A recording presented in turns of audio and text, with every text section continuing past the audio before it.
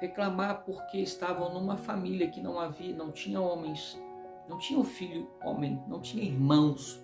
E sendo assim, o destino da sua família, o destino do nome do seu pai seria a extinção ou o esquecimento.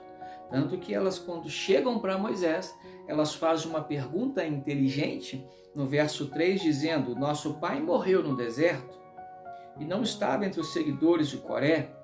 Aí no verso 4 elas entram com a pergunta: por que seria arriscado o nome do nosso pai? Por que o nome do nosso pai seria extinto? Então elas tinham motivo para reclamar, olhando dentro do cenário, dentro da situação delas, serem mulheres, numa família que não tinha filho, não tinha irmãos homens, o nome do pai, o nome da sua família estava destinado a ser extinto, ser esquecido. Elas poderiam então murmurar e reclamar da situação: só nos basta sofrer, só nos basta ser esquecida, a família do nosso pai vai ser esquecida, vai ser extinta, que vida miserável, por que nós nascemos mulheres? Por que nós estamos assim? Por que Deus fez isso com a gente? Aonde está Deus na nossa vida? Nós não teremos um direito à terra prometida, nós não teremos um lugar na terra porque não somos homens, somos mulheres. Quem será por nós? Quem vai se preocupar com a gente? Quem vai se preocupar com a nossa causa? Elas poderiam reclamar de várias maneiras. Quem se importa com a gente? Quem se importa com nós? Poderia, tem pessoas que fazem, de um problema, elas aumentam o problema. Tem pessoas que exponenciam o problema de uma tal maneira, às vezes o negócio é dessa situação, mas elas tornam gigantesco. E elas poderiam até chegar ao ponto ali de dizer de que vale a pena viver, que prazer viver, qual esperança, qual expectativa de sermos felizes nós temos. Elas poderiam murmurar entre elas, reclamar entre elas, e observe que elas estão ainda no deserto. Como Moisés ainda está aqui nesta situação, elas ainda estão no deserto, não tinham entrado na terra prometida, não tinham atravessado o Jordão, não tinham vencido ali Jericó, as muralhas não haviam caído, Josué não havia assumido a liderança do povo, ainda estamos com Moisés. Então elas estão no deserto, aonde está sendo tratado sobre como seriam divididas as terras lá em Canaã, na terra prometida.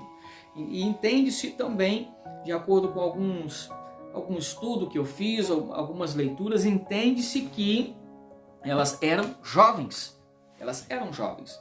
Mas estas mulheres poderiam ter simplesmente aceitado a situação, elas poderiam ficar quietas, elas poderiam tão somente ficar e aceitar caladamente, de forma calada, quieta, aquela situação, reclamar consigo mesmas, amargurar por longos períodos ali sobre a própria vida. Então elas tinham motivo para reclamar? Sim, elas tinham motivo para reclamar.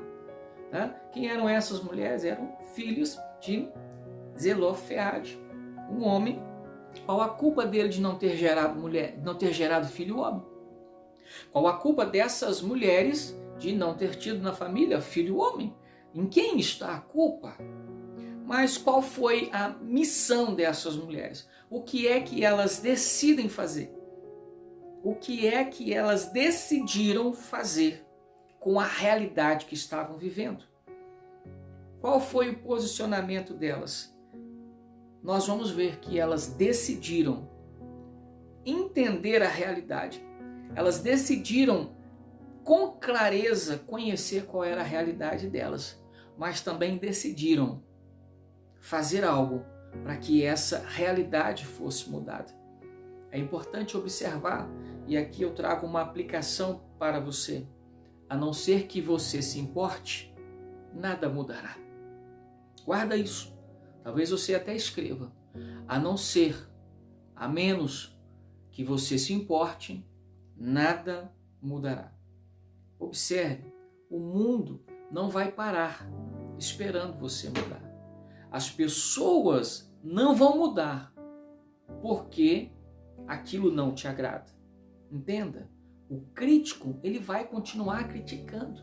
Ele não vai parar de criticar porque isso te machuca. aquele que desdenha, ele não vai parar de desdenhar, porque isso machuca você. A situação, a sociedade, o sistema, o mundo vai continuar. Então, a menos que você se importe, nada mudará. E essas mulheres, elas compreenderam a realidade. O nome dessas mulheres, como foi lido, e aqui eu relembro, é Maala, ou na sua tradução pode falar Macla, tá? Noa, Ogla, Milca e Tirsa. 5 mulheres, 5 irmãs, 5 agentes de mudança. 5 mulheres que se posicionaram para que algo mudasse na vida delas. E elas não vão se posicionar aqui para poder rodar a baiana, como alguns dizem. Elas não vão se posicionar aqui para poder fazer gritaria pelo seu direito.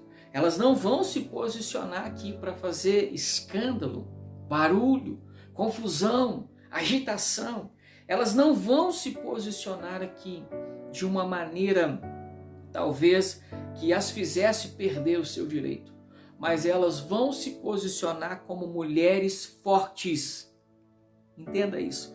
Elas se posicionam como mulheres fortes, mulheres inteligentes, mulheres prudentes, mulheres de foco, mulheres decididas, firmes, mulheres valentes, mulheres que usaram a arma da inteligência e não a arma da perturbação. Já se diz que os fracos usam as armas, os fortes usam as ideias.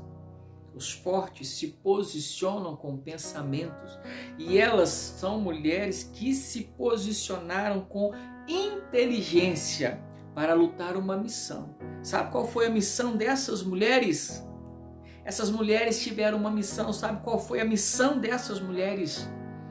Elas tiveram a missão de escrever um novo capítulo na nação de Israel. Enquanto a caneta que regia a história de Israel parou, porque a regulamentação interna da divisão das terras já havia sido definida, elas fizeram a caneta continuar escrevendo. E sabe qual foi o novo capítulo da história de Israel que elas foram as protagonistas? O nome deste capítulo foi A Herança das Mulheres. Elas fizeram a caneta continuar escrevendo. E sabe como é que elas fizeram? Elas foram aquém de direito. Elas se posicionaram, como já dito, com inteligência, com prudência. Elas tinham uma causa justa.